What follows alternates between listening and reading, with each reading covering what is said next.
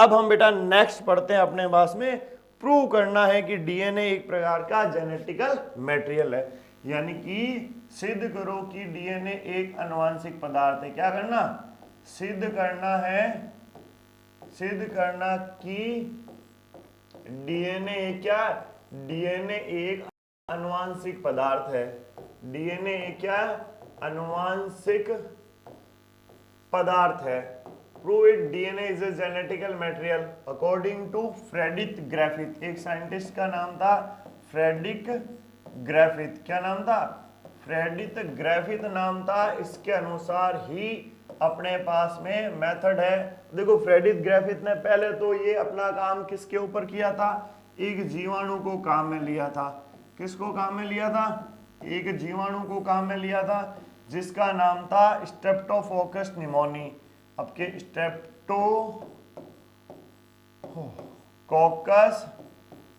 Pneumoniae था। किसका? उस जीवाणु का नाम स्ट्रेप्टोकोकस निमोनी था। ये कौन सा रोग फैलाता था? निमोनिया। कौन सा? निमोनिया रोग सिक्रिएट करता था। स्ट्रेप्टोकोकस के द्वारा ये आपके डिजीज हो रहा था। इस जीवाणु को काम में लिया। इसके अलावा इन्होंने एक चूहा काम में लिया। किसको काम में लिया? एक चूहा, एक रेड काम में लिया। इसके अलावा इन्होंने दो प्रभेद यूज में लिए। क्या यूज में लिए? प्रभेद यूज में लिए। पहला प्रभेद इनके पास में एस, एस का मतलब स्मूथ। स्मूथ, आपके स्मूथ का मतलब क्या हो गया बेटा? चिकना। अब ये जो चिकना था ये रोग प्रभावी था। क्या था ये? रोग प्रभावी। रोग प्रभावी का मतलब हो गया ये क्या फैलाता? आपके रोग फैलाता था। दूसरा इन्होंने प्रभेद लिया, कौन सा? आर प्रभेद। दूसरा इनके पास में प्रभेद कौन सा था बेटा? आर प्रभेद था। ये आर प्रभेद आपके किस टाइप का था? ए प्रभावी था। ए प्रभावी का मतलब ये रोग को नहीं फैला रहा था। ये चीजें जरूर याद रखना। फ्रेडरिक ग्रिफिथ ने कहां पर प्रयोग किया था? Streptococcus pneumoniae. यहां पर कौन सा रोग हो रहा था? निमोनिया। किसको यूज में लिया? चूहे को। इसके अलावा दो प्रभेद लिए आपके, चिकना, और ये रोग प्रभावी था, और आर अप्रभावी था। नेक्स्ट, अब इन्होंने क्या किया? सबसे पहले कंडीशन ली एस प्रभेद। क्या ली? एस प्रभेद जो रोग प्रभावी था। इसमें इसको किसने किसकी एंट्री दिलाई? चूहे को। किसको? चूहे को दिलाते चूहा क्या कर जाता है? मर जाता है। क्या कर जाता? चूहा मर जाता है। अब दूसरी इन्होंने किसमें? आर प्रभेद में क्या दिलाई? आर प्रभेद के अंदर किसको एंट्री दिलाई? चूहे को डाला। ये चूहे को डाला तो चूहा यहाँ पर क्या है बेटा? जीवित है। बिल्कुल हमें पता है जीवित रहेगा, क्योंकि आर हमारे पास में कैसा था? अप्रभावी था, रोग प्रभावी नहीं था। फिर हमने क्या किया? एस को ताप से मृत कर दिया। मृत का मतलब उसको हमने स्ट्रेप्टोकोकस निमोनी को हमने वहां पर मार दिया। फिर हमने उसको क्या डाल दिया? उसको यहाँ चूहे को एंट्री करवाई इस प्रभेद में, तो चूहा यहाँ जीवित रहता है। यहीं से कंडीशन बदलना स्टार्ट होगी। चूहा क्या हो गया? जीवित। अब भाई यहाँ जीवित तो रह गया जबकि ऊपर मर रहा था। अब यहाँ जीवित क्यों है? क्योंकि हमने उस स्ट्रेप्टोकोकस निमोनी को यहाँ पर डीएक्टिवेट कर दिया। फिर इसको क्या किया गया कि एस को प्लस किससे? आर प्रभेद के साथ में जोड़ा गया। क्या किया गया? आर प्रभेद के साथ में जोड़ा गया। फिर चूहे को एंट्री दिलाई। किसमें? फिर चूहे को इसमें डाला तो फिर देखा गया कि चूहा मर जाता है। क्या कर जाता है? मर जाता है। ऐसा इसीलिए होता है बेटा क्योंकि एस आपके एक प्रकार का क्या था? रोग प्रभावी था। इस रोग प्रभावी के अंदर कौन था? रोग स्ट्रेप्टोकोकस निमोनी। इसके अंदर जो स्ट्रेप्टोकोकस या स्ट्रेप्टोकोकस जो निमोनी था, वो स्ट्रेप्टोकोकस निमोनी डीएक्टिवेट हुआ। परंतु बाद में जैसे इसको दूसरा फंक्शन मिला, कौन? आर। यहां पर इसको कोई फंक्शन नहीं मिल रहा था, इसको आर मिला। भले ही वो प्रभावी हो, परंतु इसको एक सर्पस मिल गई वापस से अपना क्या करने की? संक्रमण की। हमने क्या बोला कि भाई आपके इसके अंदर समता होती है। किसके अंदर? डी। देखो यहाँ ये एस से आर में प्रभेद कौन हो रहा है? यहाँ एस से आर के अंदर जो प्रभेद हो रहा है वो डीएनए है। कौन आ रहा है? डीएनए, और ये डीएनए ही क्या फैला रहा है, रोग फैला रहा है, इनकी संक्रमण कर रहा है। इट मींस निष्कर्ष क्या निकल रहा है कि वो जेनेटिकल मटेरियल जो रोग कारक का कारण है वो कौन है, अनुवांशिक पदार्थ है। वो रूपांतरित कौन है, डीएनए है, जो एक पीढ़ी से दूसरी पीढ़ी के अंदर क्या हो रहा है, रूपांतरित हो रहा है। आगे चीज समझ में। नेक्स्ट ये अपने पास में हो गया। उसके बाद में एक अपना और लॉ है जिसको बोलते हैं हर्शे और चेस। कौन सा नियम है, हर्शे और चेस का लॉ है, हर्शे चेस का नियम। हर्शे चेस के नियम के अंदर भी बेटा यही हुआ। हर्शे और चेस के नियम में भी क्या निष्कर्ष निकाला कि डीएनए एक प्रकार का क्या होता, अनुवांशिक पदार्थ है। इन्होंने भी बोला डीएनए एक अनुवांशिक पदार्थ है, बट फर्क क्या है, फर्क इनमें समझते हैं। इन्होंने भी क्या बोला कि डीएनए एक जेनेटिकल मटेरियल है। डीएनए क्या है, DNA is a genetical material, DNA is a genetical material. कैसे, अब वही चीज कि इन्होंने अपना काम वायरस पर किया। किसके ऊपर किया, वायरस के ऊपर किया। फिर इन्होंने किसको काम में लिया, जीवाणु भोजी को भी काम में लिया।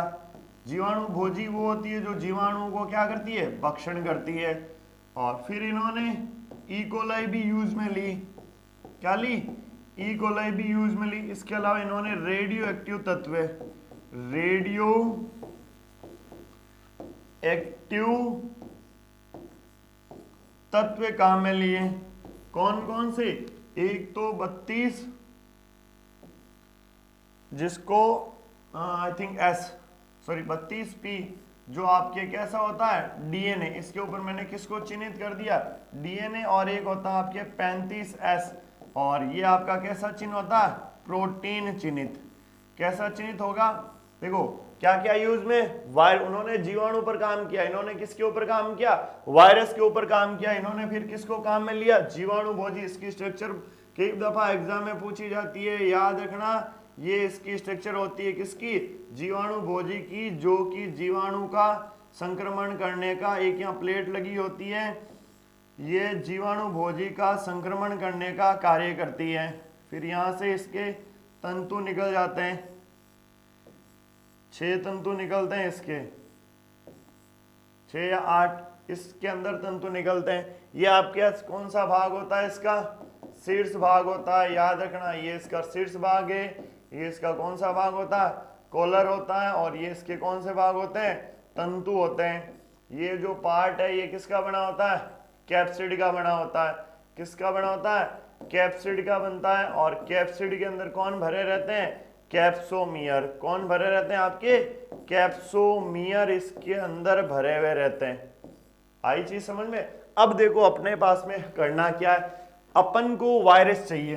प्रूव क्या करना है, डीएनए एक अनुवांशिक पदार्थ है, किसके अंदर, वायरस के अंदर। वहां हमने क्या पढ़ा, जीवाणु के अंदर डीएनए एक जेनेटिकल मटेरियल था। अब ये करेंगे क्या कि भाई एक मैंने आपके पास में ई कोलाई ली, जैसे फॉर एग्जांपल, पहले तो आगे सीधे लाते हैं कि एक मेरे पास में क्या सेक्टर है, या मैंने ई कोलाई बना दी ये, और एक मेरे पास में ये ई कोलाई बनी हुई है, ये भी एक ई कोलाई है, और ये भी आपकी ई कोलाई है। ये मैंने बोल दिया ई कोलाई का। यहाँ पर रेडियो एक्टिव तत्व कौन सा है, 35S, यानी कि जिसमें कौन है, प्रोटीन। और ये आपका कौन सा है, 32P, जिसमें आपके कौन सा चिन्हित है, डीएनए चिन्हित है। फिर अपने पास में था कौन, एक थी, ये मैं सीधा ही नीचे लेके आ रहा हूं, ये जीवाणु भोजी था या नहीं था। और इसके अंदर मैंने किसको डाल दिया, वायरस को। किसको डाल दिया, वायरस को डाल दिया। अब यहां पर भी सबसे पहले हम इसी के अंदर आते हैं। वायरस को जैसे ही मैं इसके अंदर एंट्री करवाता हूं तो बेटा वायरस यहाँ आ जाएगा अंदर की ओर। ये वायरस अंदर आ गया। अब हमें पता है इस वायरस के अंदर कौन है, डीएनए है, परंतु यहाँ डीएनए के साथ में एक और पदार्थ मिल रहा है, DNA plus protein. DNA plus protein, निष्कर्ष निकालेंगे तो यहाँ क्या निकलेगा कि दो मिक्सचर आ रहे हैं, डीएनए का भी मिक्सचर आ रहा और किसका आ रहा, प्रोटीन का भी मिक्सचर आ रहा। और ये यहाँ पर जो डीएनए आया ये प्रोटीन इसको कभी भी वापस नहीं जाने देता। कौन, प्रोटीन इस डीएनए को कभी भी ऊपर नहीं जाने देता। कहने का मतलब ये वायरस वापस कभी भी ऊपर या जुड़कर जीवाणु भोजी में नहीं आता है। सेकंड कंडीशन के अंदर हमने क्या किया, यहाँ पर भी मैंने एक जीवाणु भोजी ली और इस जीवाणु भोजी को यहाँ कनेक्ट कर दिया। यहाँ इसके अंदर मैंने किसको डाल दिया, वायरस को डाल दिया। और वायरस में इसके अंदर टच करा रहा हूँ जीवाणु भोजी को ई कोलाई से, वायरस इसके अंदर आ गया। हमें पता है जब ये वायरस इसके अंदर आया बेटा तो इसके साथ में कौन आया, आपके डीएनए है, वायरस का भी डीएनए है, प्लस ये कैसा है, खुद डीएनए, यानी कि यहाँ पर प्रबल स्थायी रूप से क्या आ रहा है, डीएनए आ रहा है। इट मींस ये सेक्टर स्थायी रूप से दर्शाता है कि आपके ये डीएनए आ सकता। पर इसमें देखो कॉमन रिजल्ट क्या निकल रहा, यहां पर भी डीएनए प्रेजेंट है और यहां पर भी डीएनए प्रेजेंट है। इट मींस दोनों कंडीशन के अंदर चाहे सेक्टर कोई भी हो, उन सेक्टर के अंदर जो आपका कौन सा पदार्थ, अनुवांशिक पदार्थ है, वो अनुवांशिक पदार्थ कौन सा है बेटा, डीएनए है। वो अनुवांशिक पदार्थ कौन सा है, डीएनए है, जो कि एक प्रूव हो चुका है। समझ में आ गया। वापस में बेटा दोनों को रिपीट करवा रहा हूं, ये क्वेश्चन मोस्ट इंपॉर्टेंट है। सिद्ध करो कि डीएनए एक अनुवांशिक पदार्थ है। किसके द्वारा, फ्रेडिथ ग्रिफिथ के नियम से। साइंटिस्ट का नाम था फ्रेडिथ ग्रिफिथ। इन्होंने अपना प्रयोग जीवाणु पर ऊपर किया। जीवाणु का नाम था स्ट्रेप्टोकोकस निमोनी, जो कौन सा रोग फैलाता था, निमोनिया। वहां पर इन्होंने एक चूहे को भी यूज में लिया। दो प्रभेद काम में लिए, एक तो एस प्रभेद जिसको चिकना कहते हैं जो रोग के प्रति प्रभावी होता है, दूसरा आर प्रभेद जो रोग के प्रति अप्रभावी, यानी कि प्रभावी है उसके अंदर स्ट्रेप्टोकोकस निमोनी है, जो अप्रभावी है उसके अंदर स्ट्रेप्टोकोकस निमोनी नहीं है। फिर इन्होंने अपना काम स्टार्ट किया कि एस के अंदर चूहे को डाला, तो हमने क्या बोला, एस के अंदर स्ट्रेप्टोकोकस निमोनी है तो यह चूहा मर जाता है। फिर इन्होंने आर प्रभेद के अंदर किसको डाला, चूहे को डाला, तो इन्होंने देखा कि भाई चूहा जीवित है, सिंपल सी चीज है, अप्रभावी है तो जीवित रहेगा। फिर इन्होंने एस को टेम्परेचर दिया, गर्म किया, तो यहाँ पर टेम्परेचर देने पर वो, सॉरी 1 मिनट,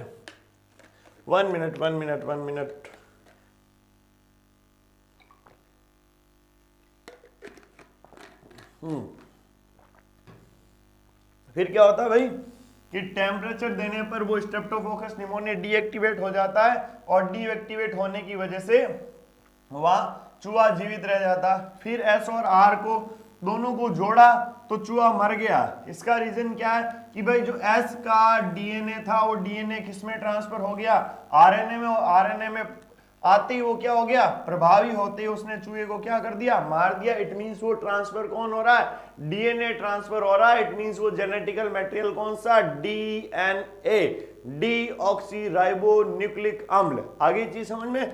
फिर दूसरा इन्होंने एक्सपेरिमेंट किया, अर्से और चेस का नियम था, जिन्होंने वायरस को काम में लिया।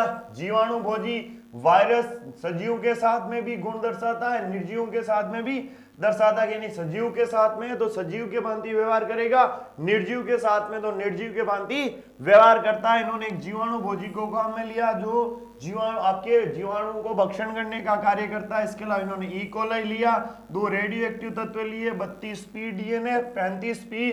फिर इन्होंने जीवाणु भोजी के अंदर किसको एंट्री करवाई, पहले के अंदर जीवाणु भोजी के अंदर वायरस को एंट्री करवाई और इस जीवाणु भोजी को कहां से कनेक्ट करवा दिया, ई कोलाई।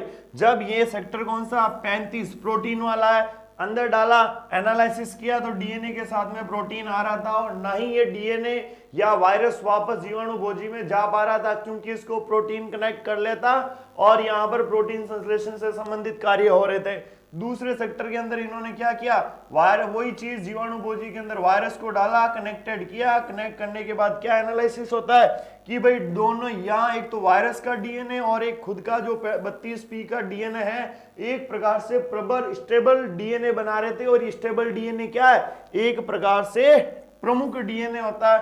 फिर हमने एनालिसिस लगाया कि हमें तो ये देखना कि भाई वायरस के अंदर डीएनए, तो भाई यहां से भी कहीं ना कहीं डीएनए निकल के आ रहा है और यहां से भी कहीं ना कहीं कौन निकल के आ रहा, डीएनए निकल के आ रहा। बेटा 101% इन दोनों में से एक इक्वेशन आएगा। लिख लेना कि आनुवंशिक पदार्थ जेनेटिकल मटेरियल सिद्ध करो किसके द्वारा, फ्रेडरिक ग्रिफिथ के द्वारा, या फिर कौन से मेथड के द्वारा, आपके हर्शे-चेज। फिर मैं आपको वापस एक बार बैक लेके जाता हूं बेटा कि आपको डीएनए वर्ल्ड आना चाहिए, डीएनए की द्विकुंडन संरचना भी आनी चाहिए। मॉडल वॉटसन और क्रिक ने दिया था। पॉलीन्यूक्लियोटाइड, जो न्यूक्लियोटाइड से बनती है अणु, नाइट्रोजनी क्षारक बेंडो सरका फॉस्फेट समूह से आपके प्यूरिन के अंदर एडेनिन और ग्वाइनिन रहते हैं, उसके बाद पिरिमिडिन के अंदर थायमिन, साइटोसिन और यूरेसिल रहते हैं। हमेशा याद रखना पेंटोज के अंदर 5 कार्बन आते हैं, फॉस्फेट का ग्रुप ये बनता है। जो आपका आपके न्यूक्लियोसाइड किससे बनते हैं, पहले और दूसरे से बनेंगे, ग्लाइकोसाइडिक से जुड़ेंगे। जो साइड बनेगा वो साइड फास्फेट से जुड़ेगा, फास्फोएस्टर से तो टाइड मिलेगा, 2 या 2 से अधिक टाइड मिलकर किसको बनाएंगे, पॉलीन्यूक्लियोटाइड को बनाएंगे। और जब ये पॉलीन्यूक्लियोटाइड बन जाएंगे तो ये डीएनए की आपके पास में क्या मिलने वाली है, हेलिक्स स्ट्रक्चर मिलने वाली है, जिसके बारे में हमने डिस्कस की थी।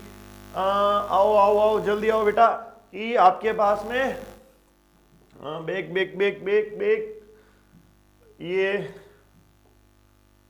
कहां गई यार, चलो कोई नहीं, अपने को याद रखना है डीएनए की हेलिक स्ट्रक्चर, वो मैंने आपको बता दी है। इस प्रकार से हेलिकल स्ट्रक्चर आपको बढ़ानी है। A double bond T, C triple bond G, 2 6 और 2 का रेशियो रखना है।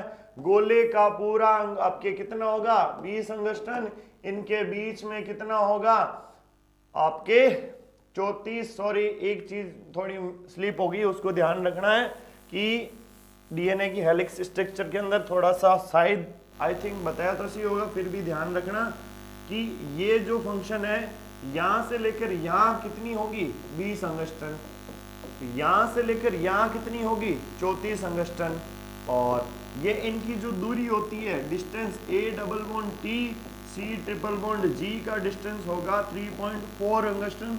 ये थोड़ा याद रखना, ये जो 20 अंगस्टन ये टोटल नहीं है बेटा, थोड़ा मिस्टेक हो गया होगा, ये ऊपर की साइज है 20 अंगस्टन, टोटल तो कितना होगा 34 अंगस्टन। जबकि इन 2 नाइट्रोजनी बेसिस का या फिर न्यूक्लियोटाइड के फंक्शन का बीच की दूरी है उसकी होगी कितनी 3.4। ओके बेटा, 3 मोस्ट इंपोर्टेंट टॉपिक हो गए। आगे हम पढ़ेंगे कल, जो भी डाउट्स हैं उनको भी क्लियर करेंगे, और कल इस यूनिट को खत्म करके अपने पास में सेल बायोलॉजी के फर्स्ट बुक है जो उसके 2 यूनिट हो जाएंगे, फिर हम सेकंड बुक के अंदर एंट्री करेंगे। और बेटा आपकी प्रैक्टिकल डेट आ गई है, निश्चिंद्रो फाइल बनेगी, प्रैक्टिकल होंगे, सारी चीज अच्छी होगी, बट आप अपनी थ्योरी अच्छे से तैयार करो। Good luck, best of luck, कल मिलते हैं।